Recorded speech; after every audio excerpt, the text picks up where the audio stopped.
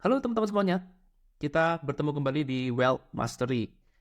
Saat video ini dibuat, sekarang tanggal 30 Januari jam 1:16 siang di New York.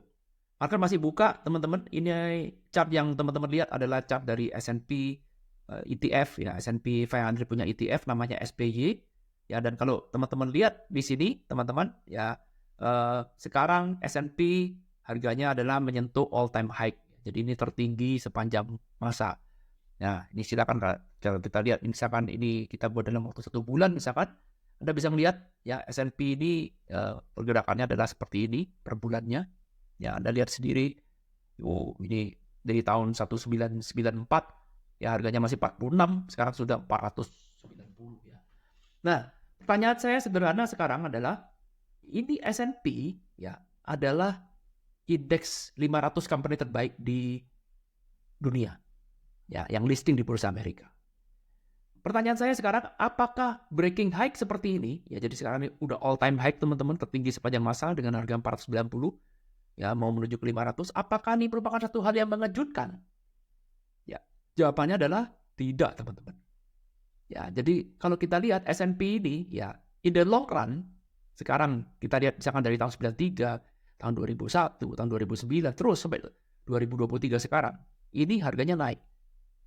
Kalau sekarang saya tanya, oke, 2050 bagaimana? 2100 bagaimana?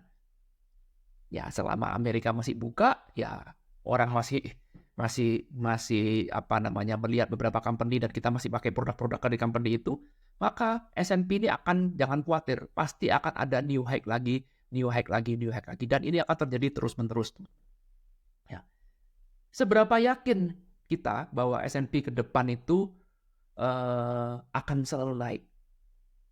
Maka untuk bisa menjawab ini, kita akan melihatnya dari inflasi, teman-teman. Yes, betul. Ya, jadi kalau selama ini Anda bilang inflasi itu jelek, Pak, inflasi itu memakan nilai uang dan segala macam. Tapi inflasi yang merupakan satu hal yang tidak bisa kita hindari dalam sistem ekonomi kita kan. Ya, untuk ukuran negara maju 1 tahun ada inflasi bertumbuh 2%, itu adalah satu pertumbuhan yang wajar. 2% loh. Artinya apa? Setiap tahun harga harus naik. Dengan naiknya harga, maka nilai uang kita jadi turun. Daya beli uang yang dipakai oleh uang itu turun. Ya, jadi inflasi itulah yang mendorong S&P naik selain kinerja. Jadi ada 2 pendorong. Nomor 1 adalah inflasi, nomor 2 adalah kinerja dari perusahaan. Ya, karena itu ini perbedaan antara kita memainkan komoditas, ya misalkan komoditi, atau kamu main properti, ya real estate misalkan, dengan kalau kita main saham. Ya, masing-masing punya plus minus. Saya tidak mengatakan saham yang terbaik, semuanya plus minus tergantung dari apa yang kamu ketahui. Ya, seringkali ada orang bertanya seperti ini, Pak, mana yang lebih enak? Kita investasi emas, atau investasi tanah, atau investasi saham? Ya, nggak tahu, tergantung pengetahuanmu. Ya, kalau saya pribadi, saya punya banyak pengetahuan di dunia saham, maka saya akan memilih investasi di saham. Ya, karena di saham ini perusahaan akan selalu punya value selama barangnya dipakai, berguna bagi masyarakat, dan semakin luas jangkauannya, faktor kali, maka perusahaan itu menjadi semakin kaya. Contoh sederhana, Starbucks misalkan. Ya, di awal-awal buka cuman ada 100-200 gerai. Ya, lalu kemudian bertumbuh jadi ribuan gerai, lalu kemudian tumbuh jadi puluhan ribu gerai. Maka apa yang terjadi? Ya, yang terjadi adalah Starbucks akan jadi makin kaya karena kalau tadinya cuma punya 100 gerai, ya salesnya kali 100, betul? Kalau kita punya 1000 gerai, maka salesnya kali 1000. Kalau kita punya 100.000 gerai, misalkan, ya maka sales kita kali 100.000, maka profit kita pun juga sama. Betul? Ya karena itulah teman-teman, kalau kita berinvestasi di dunia saham, ya, yang kita butuhkan tentu saja adalah waktu, betul sekali. Ya, jadi investasi di dunia saham adalah investasi yang semi pasti. Ya, kita tidak bisa ngomong exactly pasti nggak, semi pasti kalau kamu mau bermain long term. Ya, investasi di dunia saham ini akan menjadi satu hal yang menakutkan, gambling, kalau kamu mainnya short term. Itulah sebabnya kenapa saya selalu mengatakan investasi bukan trading. Investasi. Investasi artinya kamu mau invest waktu. Berapa lama long term? Secara rata-rata teman-teman, kalau kamu investasinya di S&P 500, beli indeksnya ya, bukan beli perusahaan, beli indeksnya seperti ini, ya, beli ETF-nya seperti SPY misalkan, rata-rata secara statistik, kamu harus investasi kurang lebih 8 tahun, 9 tahun. 8-9 tahun, maka probabilitas kamu untuk naik itu sekitar 85% ke atas. Probabilitasnya kamu untuk naik. Ya, 8-9 tahun itu ada rata-rata. Jadi kalau kamu sekarang investasi kurang dari 8-9 tahun, ya hasilnya bisa naik, bisa turun, bisa naik, bisa turun. Ada berapa banyak orang yang sanggup untuk menahan investasi 8-9 tahun? Jawabannya tidak banyak. Ya, tentu saja. Apalagi kalau orang berpikir di sini, wah, saya mau menjadikan bursa saham seperti kasino, Pak. Seperti tempat spekulasi. Kita beli saham sampah, ya kita beli saham yang kecil-kecil, yang jelek-jelek, yang kinerjanya kurang bagus. Ya kita mainkan, ya kalau kita hilang, ya hilang. Kalau kita benar, lipat 5, lipat 10. Itu yang ada dalam pemikiran orang awam tentang investasi. Padahal bukan itu. Investasi itu menumbuhkan uang, bukan mencari uang. You grow your income, bukan cari income di dunia saham ini, bukan. Ya, sudah banyak orang yang bangkrut main saham gara-gara cari income di saham. Kamu bisa cari income di saham, bisa kalau uang kamu sudah cukup, namanya pasar modal. Kalau modalmu cukup. Kalau kamu sekarang modal yang nggak cukup, main margin, cari uang di pasar modal, ya kamu akhirnya jadi scalping, jadi day trading, jadi short term trader, akhirnya apa yang terjadi ya? Kamu ya gambling, karena nggak ada yang tahu masa depan akan bagaimana. Padahal kalau kita mau investasi, Warren Buffett tuh kayaknya dari investasi ya, bukan dari day trading. Ya. Kalau kamu mau investasi, kamu tinggal ngikutin arus ini aja. Maka tinggal menunggu waktu. Ya, yes, betul. Market gak selamanya naik, sometimes dia akan turun, koreksi lagi. Tapi kalau kamu sekarang konsisten dan kamu tahu apa yang kamu lakukan, maka sekarang kamu akan menikmatin, ya. Dan cuma sekarang, besok pagi, besok lusa, 1 tahun lagi, 10 tahun lagi, 20 tahun lagi. In the long run, ini akan terus naik. Ya. Kenapa kok berani sekali Pak Irwan mengatakan bahwa saham ke depannya pasti naik? Karena ini, teman-teman, ini adalah jumlah uang yang beredar ya di masyarakat. Kita pakai bahasa awamnya begitu aja ya. Data uang beredar, US dollar beredar, kan kita nggak boleh cetak uang kan? Nah, yang dicetakkan oleh pemerintah, oleh Federal Reserve, Bank Sentral, dan ini adalah jumlah yang dicetak oleh dia. Uang beredar ada seperti ini. Ya kalau kita lihat 5 tahun terakhir, teman-teman, jumlahnya naik cukup signifikan karena pandemi kemarin, yang signifikan. Dan kalau kita lihat 10 tahun terakhir, kita lihat 25 tahun terakhir, Anda lihat, sejak tahun 2000, ya kemudian kita ya jumlah uang beredar makin banyak. Ya, makin banyak, dan boom, tahun 2020 naiknya kencang sekali, agak slow sedikit, lalu kemudian ini, ya kalau Anda suruh prediksi, 2050 bagaimana? Ya akan naik terus. Mana mungkin jumlah uang beredar turun? Nggak mungkin. Karena sekarang teknologi semuanya, teknologi baru, kita semua butuh uang baru. Dulu nggak ada pengeluaran untuk ChatGPT misalkan. Sekarang kita harus ada pengeluaran untuk ChatGPT. Maka kalau uang beredar tidak ada, ya market akan crash, benar?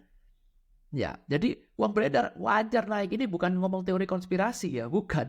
Kalau kamu sekarang pakai pola pikir teori konspirasi, kamu akan selalu bilang, wah nilai uang nggak ada, gitu. No, ya jumlah uang beredar memang harus selalu banyak. Ya, memang harus. Kalau uang beredarnya tiba-tiba stuck, ya tidak mungkin. Itulah sebabnya kenapa saya tidak percaya Bitcoin akan menggantikan uang fiat. Nggak mungkin. Karena Bitcoin jumlahnya fix. Ya, dengan jumlah uang yang fix seperti Bitcoin, maka apa yang terjadi ya? Tidak ada uang beredar. Uang beredar akan berkurang. Kalau uang beredar berkurang, apa yang terjadi? Ya, bagaimana kita bisa membiayai teknologi? Tidak bisa. Itu logikanya. Ya, sehingga kalau teman-teman kemarin ada yang mengatakan, Pak, tahun 1971 Amerika melepas dari ketergantungan emasnya, Presiden Nixon itu bajingan menurut teori konspirasi. Seolah-olah seperti, wah gagah sekali kalau kita pakai penjamin emas. Kalau sekarang kita pakai pola pikir seperti itu, bukan tidak mungkin 1929 crash itu terjadi lagi. Kenapa? Karena uang beredar tidak cukup. Ya, coba Anda lihat begini. Sejak tahun 1971, perkembangan teknologi kita gila-gilaan karena uangnya tersedia. Ya, sama seperti sekarang ketika ChatGPT mulai muncul, OpenAI muncul, luar biasa sekali karena uang beredar cukup keras kemarin terjadi ketika pandemi. Nah, sekarang pun kalau kamu kepingin uang beredar turun, nggak mungkin. Uang beredar sudah beredar makin lama makin banyak, Ketika uang beredar banyak, tentu saja konsekuensinya adalah nilainya jadi semakin turun. Ya, kecuali teknologi ya. Jadi ini cepat-cepatan dengan teknologi. Kalau uang beredar banyak, teknologi berkembang dengan sangat pesat melebihi uang yang beredar itu, maka uang beredar tidak akan menyebabkan nilai turun. Tapi biasanya uang beredar akan lebih banyak dibandingkan dengan kemajuan teknologi. Ya, sehingga akibatnya apa yang terjadi? Inflasi. Ya, tidak apa-apa. Nilai uang itu, ya itulah sistem kan. Ya, kamu mau coba ubah sistem nggak mungkin bisa. Sehingga kalau kita lihat semakin banyak uang beredar seperti ini, maka itu akan mengakibatkan harga S&P akan terus naik. Ini apa namanya ya? Ini karena saya nggak login ya teman-teman. Jadi dia minta saya reload karena saya nggak login. Ya, jadi poin utamanya mau saya sampaikan adalah bahwa pilihlah investasi. Ya, jadi kamu sekarang kalau mau menghadapi inflasi itu musuh kita bersama. Yes, Anda tidak salah. Jadi inflasi itu perampok uang rakyat, oh yes betul, itu Anda nggak salah ya. Tetapi untuk mengatasi itu, ya kita harus punya yang namanya investment untuk menumbuhkan kita punya income. Nggak bisa lagi cuma, oh Pak bisa nggak satu income aja cukup? Nggak bisa. Ya jadi kamu selain income, kamu bekerja, berbisnis itu income, ya. Kamu juga perlu untuk grow. Nah bagaimana cara menumbuhkan grow? Ya paling gampang adalah kita belikan aja uang kita ke S&P 500. Kita beli dollar cost averaging, maka kamu lihat investasi long term, inilah yang akan terjadi, uang Anda akan bertumbuh, ini belum termasuk dividen ya, karena Anda pegang langsung 500 company yang terbaik. Ya inilah tips teman-teman investasi ya secara sederhana ala orang awam, tidak perlu pinter-pinter, kita ngikutin S&P. Kenapa begitu? Karena fund manager di luar sana aja, yang katanya pinter-pinter, yang top-top, yang jago-jago, itu returnnya yang bisa mengalahkan S&P cuma pakai hitungan jari. Ya, yang bisa mengalahkan S&P. Anda baca di bukunya Anthony Robbins itu apa ya? Yang hitam tuh judulnya apa? Financial apa tuh? Nah, itu Anda baca buku itu, Anda akan tahu bagaimana dengan kita berinvestasi di S&P saja, kas orang awam ini, kamu punya duit beli, punya duit beli, itu udah cukup teman-teman untuk bisa mengalahkan inflasi untuk hidup layak. Jadi kerja plus investasi ya, bukan investasi duduk-duduk uang, tidak mungkin. Ya karena uangmu belum banyak. Karena itu tetap harus aktif, punya active income. Ya punya active income, kamu bekerja, sisihkan, belikan S&P. Punya active income, kerja, sisihkan, belikan S&P. Udah gitu aja terus. Lalu kemudian Anda perhatikan uangmu bertumbuh dengan bertambahnya waktu. Waktu adalah sahabat kita. Jadi jangan pernah berpikir, saya mau tumbuhnya dengan cepat. Nggak bisa. Jadi berbahagialah teman-teman yang usianya sekarang masih kepala dua, misalkan ada belum terlambat. Ya, Anda baru mulai kerja, sisihkan uangnya, ya. Tumbuhkan uang ini dan jangan diambil uang ini sampai Anda pensiun umur 65. Jadi kalau Anda sekarang umur 25, ya berarti masih ada 40 tahun untuk menabung ini. Bayangkan, 40 tahun, wah ini data saya aja nih udah sampai 40 tahun ya. Ya ini tahun 93 belum 40 tahun ya, teman-teman. Ya, jadi kalau Anda lihat di sini, ini masih 30 tahunan ya. Lebih sekitar 30 tahun 93, itu pada saat itu harga S&P cuma 45. Bayangkan kalau ada setiap tahun Anda menabung 10.000 terus seperti itu, Anda tabung sekarang uang Anda jadi berapa, dan ini belum termasuk dividen ya. Ya jadi Anda nabung terus sekarang perhatikan sudah dari 491 dari 40. Udah lipat 10 kali lipat dalam waktu 30 tahun plus buat bonus dividen-dividennya. Kinerja itu jadi jauh lebih baik dibandingkan dengan orang yang membeli reksadana misalkan. Yang percaya silahkan Anda hitung sendiri. Thank you teman-teman sudah nonton video ini. Nanti link ini dan link ini akan saya kasih di kolom deskripsi. Kita belajar sama-sama ya. Thank you.